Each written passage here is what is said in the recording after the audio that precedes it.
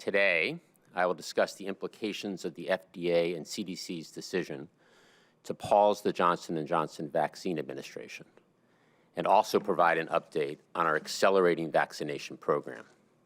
Then I'll turn to Dr. Berlinski for an update on the state of the pandemic and on the Johnson & Johnson pause, followed by Dr. Fauci, who will also provide his perspective on J&J. As you know, yesterday, the FDA and CDC announced that out of an abundance of caution, they have recommended a pause in the use of the Johnson & Johnson vaccine as they review data involving 6 reported U.S. cases of a rare and severe type of blood clot in individuals after receiving the J&J vaccine. I want to be clear that this announcement will not have a significant impact on our vaccination program. The J&J vaccine makes up less than 5% of the more than 190 million recorded shots in the arms in the U.S. to date. The President has always said that we are at war with the virus. And as such, we have mobilized a wartime effort so that we're prepared for a range of scenarios and contingencies.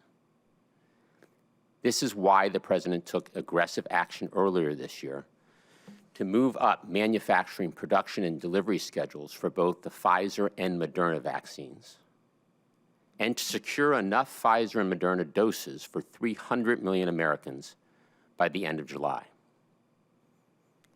Over the last few weeks, we've made more than 25 million doses of Pfizer and Moderna available to states, tribes, and territories, and through federal channels each week. In fact, yesterday we announced that this week we will make 28 million doses of Pfizer and Moderna available.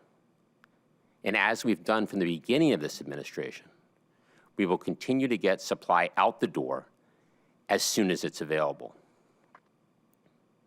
Importantly, this means we have more than enough supply of Pfizer and Moderna vaccines to continue the current pace of vaccinations, meet the President's goal of 200 million shots by his 100th day in office, and continue to reach every adult who wants to be vaccinated by the end of May. We are working now with our state and federal partners to get anyone currently scheduled for a J&J vaccine quickly rescheduled for a Pfizer or Moderna vaccine. We're seeing this take place across the country. The President has committed to the American people that his administration will always lead with science, tell the truth, and give Americans the facts as we know them. Over the past 24 hours, we've been working to provide clear information to the public related to the J&J pause, engaging state and local health officials, governors, community leaders, clinicians, and medical experts. And our public health officials will continue to appear on television, radio, and social media to communicate directly to the American people, so Americans have the latest information and answers to their questions, and the opportunity to learn more about the safety and the efficacy of the vaccines and the importance of getting vaccinated. Stepping back, building vaccine confidence, and increasing access to vaccination is central to our efforts to put this pandemic behind us. That's why we've invested $3 billion to help states and community-based organizations build vaccine confidence, particularly in the hardest hit and highest risk communities. We are getting fact-based messaging and resources into the hands of trusted local messengers. And it's why we are making data on the state of the pandemic publicly available, holding these regular press briefings, and are committed to sharing the facts at every turn. Yesterday's action should give the American people confidence in the FDA and CDC, the thoroughness of their review process, and their commitment to transparency and protection of public health. We believe that by empowering Americans with data and facts, we will strengthen the public's trust in government and increase their confidence in the vaccines. In terms of an update on our vaccination program, our vaccination efforts continue to accelerate. In total, more than 122 million Americans have already received at least one shot, and more than 75 million Americans are already fully vaccinated. As you can see from our weekly progress report, our vaccination program is accelerating. Our current 7-day average is 3.3 million vaccinations per day. When I last spoke at this briefing last Friday, the 7-day average was 3 million. So once again, strong progress. In the very short term, we do expect some impact on daily averages as sites and appointments transition from Johnson & Johnson to Moderna and Pfizer vaccines. However, I want to be clear that we have more than enough Pfizer and Moderna vaccine supply to continue or even accelerate the current pace of vaccinations and meet the President's goal of 200 million shots by his 100th day in office. In closing, we still have a lot of work to do. As the President has said, the war against COVID-19 is far from won, and we need everyone to do their part. So please, please wear a mask, socially distance, and get vaccinated when it's your turn. With that, I'll turn it over to Dr. Walensky. Dr. Walensky. Thank you so much. Today, I would like to discuss what's on everyone's mind, our recent announcement to recommend a pause on administering the Johnson & Johnson vaccine at this time. But first, I do want to share with you where we are in the context of the pandemic. Yesterday, the CDC reported 61,000 new cases of COVID. As such, CDC's most recent data show the 7-day average of new cases has continued to increase, now 6% over the 7-day period, with a 7-day average of 67,530. Hospital admissions also continue to increase. The most recent 7-day average, a little over 5,400 admissions per day, is also up 6.8% from the previous 7-day period. And unfortunately, there were also 569 deaths again yesterday. Now, I want to switch topics to the decision we made yesterday to pause administration on the Johnson & Johnson vaccine. I have always told you I'm going to tell you the truth, and I'm going to lead with science. And today is, once again, one of those moments. CDC and FDA were alerted to 6 cases of rare types of blood clots called cerebral venous sinus thrombosis that occurred in combination with low levels of platelets, or a condition known as thrombocytopenia. 2 individuals with these blood clots also had clots in their abdominal cavity, or the veins of their gastrointestinal tract. The cases were reported to the Vaccine Adverse Events Reporting Systems, known as VAERS, which is a system that CDC and FDA co-manage to serve as an early warning system to monitor the safety of vaccines. All 6 individuals with these clots were women between the ages of 18 and 48, and their symptoms presented 6 to 13 days after they were vaccinated with the Johnson & Johnson vaccine. These reports of cerebral venous sinus thrombosis and thrombocytopenia are similar to reports of thrombotic events with thrombocytopenia seen in Europe after vaccination with the AstraZeneca vaccine. In the European cases, both men and women presented with the blood clots, though they were more frequent in women. The AstraZeneca and Johnson & Johnson vaccines both use an adenovirus vector. These vaccines are different from the Pfizer and Moderna vaccines, which are mRNA-based vaccines. And to be very clear, these types of reactions, blood clots in combination with low platelets, are not being seen with the authorized vaccines from Pfizer and Moderna. I want to take a step back and explain how these events fit into what we know about the Johnson & Johnson vaccine. Our latest data shows that we have administered more than 7.2 million doses of Johnson & Johnson vaccine and have yet observed only 6 of these cases. Right now, we believe these events to be extremely rare, but we are also not yet certain we have heard about all possible cases, as this syndrome may not be easily recognized as one associated with the vaccine. CDC and FDA are working rapidly to investigate each case and understand whether there is a causal relationship between these blood clots and vaccine administration.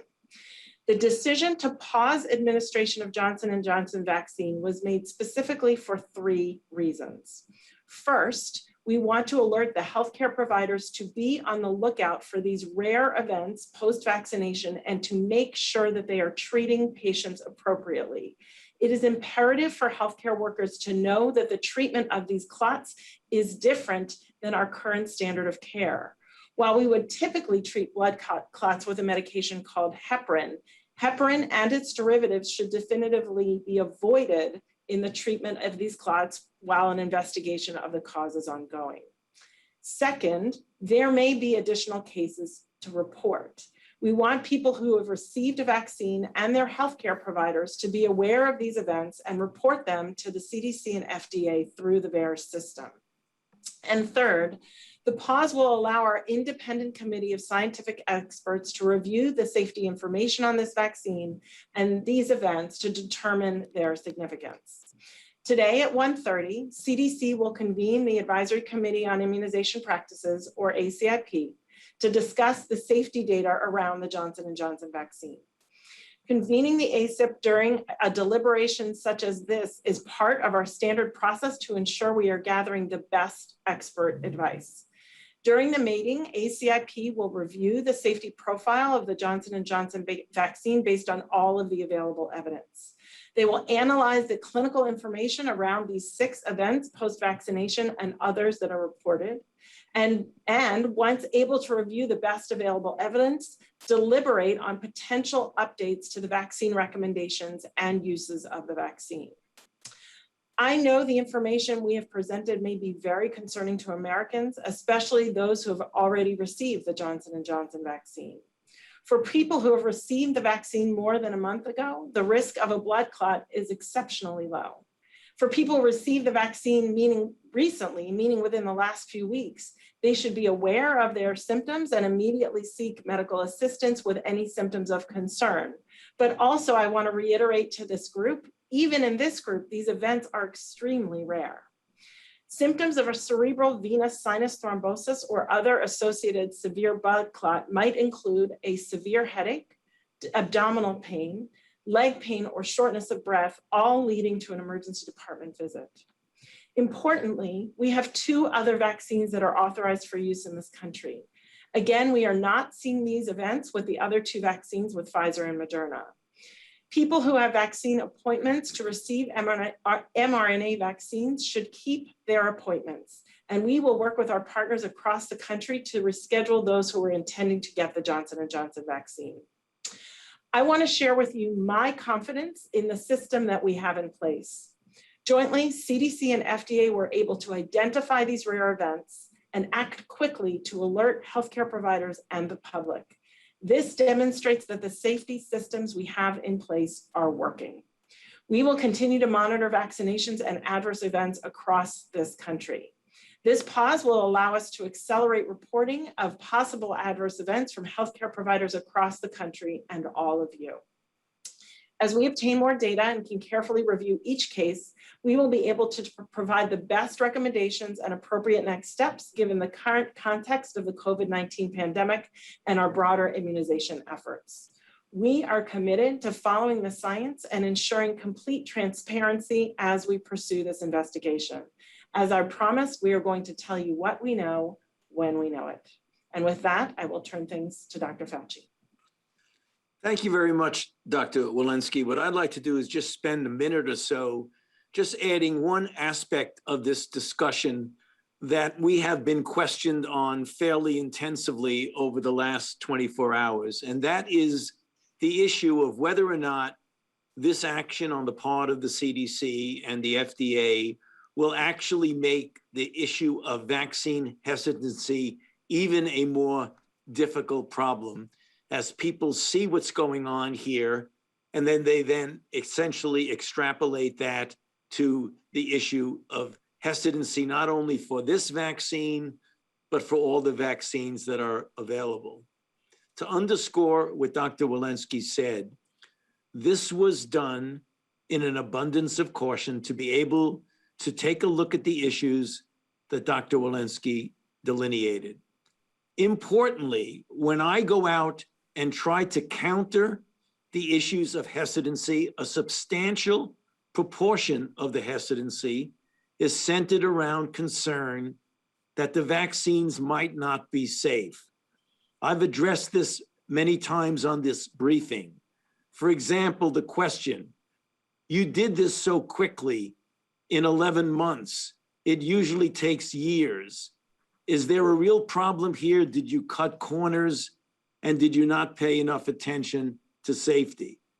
The fact that following the EUA, we have continued to follow very carefully any possibility of adverse events, I believe, is the other side of the coin of hesitancy.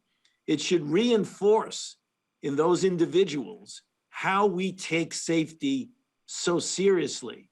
So as opposed to looking this as a negative safety issue, it could be looked at as a positive issue where they know that when we let a vaccine be available and give it a go-ahead to be put into the arms of the American people, we do it with a considerable degree of confidence as to its safety.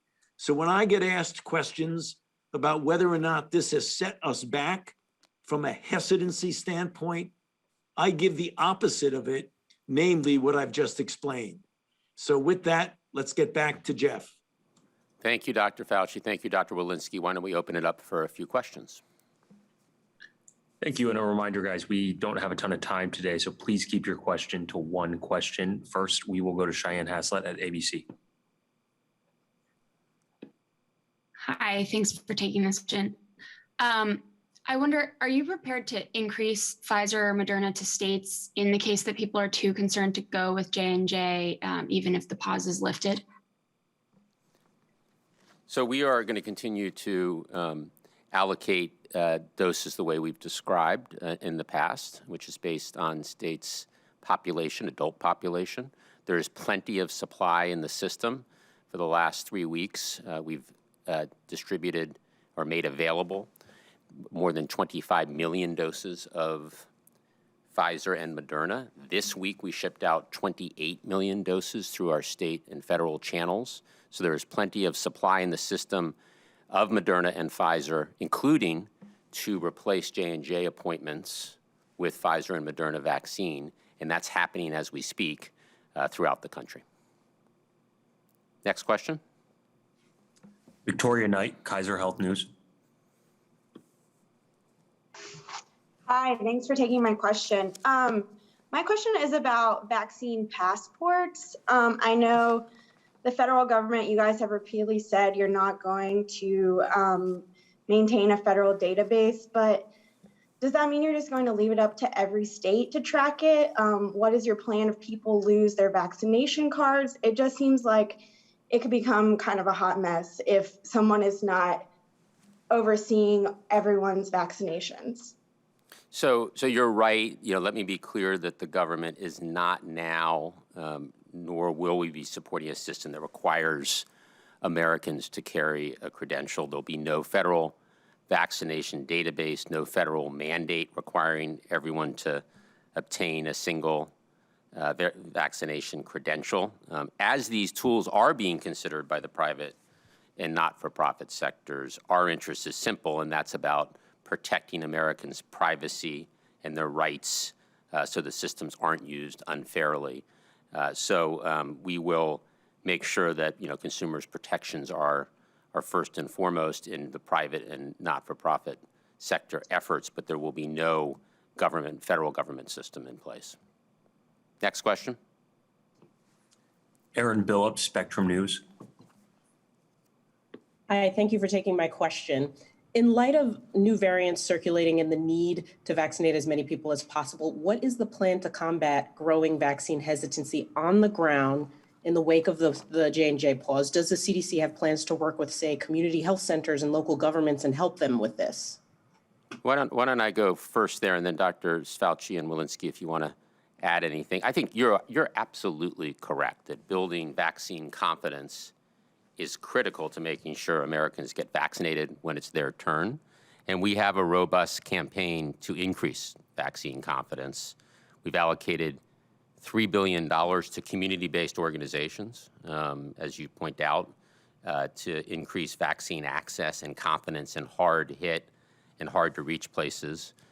We built the COVID-19 Community Corps to get local leaders key information about the vaccines. All the research shows that people look to leaders in their communities for counsel and advice on issues like whether they should get vaccinated. And we're ramping up our targeted paid media efforts in multiple languages to increase confidence. You know, leading with science, as Dr. Fauci talked about, and giving Americans the facts they need is central to building that vaccine confidence. And I think yesterday's action should give the American people increased confidence in the FDA and CDC, the seriousness of the review process, and the steadfastness of their commitment to transparency. And we're already hearing from leaders, and Dr. Fauci, you should comment on this, that experts in the communities appreciate how the FDA and CDC are handling this situation with J&J, and that's in fact helping them to build confidence at the local level. Dr. Fauci, anything to add there? Just one issue that's just very fresh in my mind, and that had to do with the COVID-19 Community Corps. Surgeon General Vivek Murthy and I addressed the group last night. They were on the Zoom, literally 2,000 people. Could you imagine that on Zoom? In which we spoke about just what you're talking about, explaining to them what has gone on and why they need to get out there as trusted members of the community and explain to people why this was done and why we feel that that's an important part of the safety that we like to guarantee whenever we get products into the arms of people. Okay, next question. Zeke Miller, AP. Thank you all for doing the call. Jeff, I was hoping you might be able to address whether the administration was looking to purchase additional Pfizer or Moderna doses now because of this J&J pause, particularly given that now more of those doses will be going to adults to make up for the J&J doses and the promise of Pfizer getting the EUA for teenagers. Or is there a procurement process underway for that? And then secondly, is there an estimate of if the Johnson & Johnson vaccine remains paused, how much slower the vaccination program will be, particularly in the May timeframe? You guys have to be able to project out some estimate of what the impact would be in terms of when all adults would be vaccinated. So Zeke, on Pfizer and Moderna, you'll recall that in February, the president ordered 100 million additional doses of each Pfizer and Moderna, which brings us to 600 million doses by the end of July. The Pfizer CEO recently announced, I think yesterday, that he's actually accelerating that timeframe to mid-July. So that's enough doses to vaccinate 300 million Americans. So there's no further procurement underway in the moment. So there's plenty of Pfizer and Moderna doses on order and being delivered. Furthermore, we're doing everything we can to accelerate the delivery of those doses. And again, Pfizer announced that they'll deliver their first 200 of their 300 before their May 31st deadline. And I know Moderna is on track, and we're working with Moderna to do everything we can to accelerate those doses. I forgot, can you repeat your second question? It was just, is there an estimate if the J&J vaccine remains paused, what the impact would be on the pace of, or the timeline by which you expect? We don't expect any significant impact whatsoever in that those numbers that I showed you, the accelerating weekly vaccinations, we can support that level of vaccination and even more with the current supply that we have of Moderna and Pfizer doses. Next question, please. Last question. Let's go to Chris Majurian at the Los Angeles Times. Hi. Yeah, I had a question about the schedule for May. My understanding was that the president moved up the timeline for having enough doses to the middle of May. But you mentioned the end of May. Is that slipping a couple weeks because of the J&J situation? How would you characterize that? Yeah, there's no change. We've always talked about enough doses to vaccinate adult Americans by the end of May, and there's been no change in that. What has changed, as I mentioned earlier, is that Pfizer will deliver their 200 million doses before the end of May, and Moderna it remains on track. And, we are on track for the various goals that we've set. The next goal that is in our sight is 200 million doses by the president's 100th day, which is April 29th, and we're on track to meet or beat that goal. Well, I want to thank everybody. Next briefing will be on Friday. Thank you.